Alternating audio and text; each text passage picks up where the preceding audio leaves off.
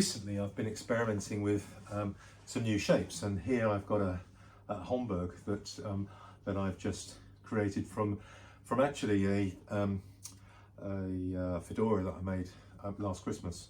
So it's a 240 gram weight, Western weight, Fepsa, 100% rabbit felt, and it's got a 50mm trim around the brim and a 20mm trim around the crown, and a 20mm trim around the brim, which was been sewn in from the top, flipped over, and then sewn down the bottom. So it's done in a traditional way.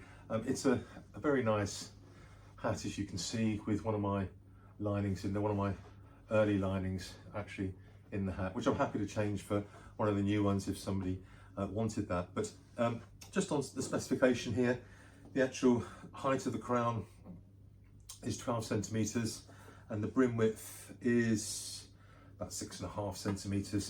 It's obviously wider if it was flat, but it's not, so it's therefore including the turn up.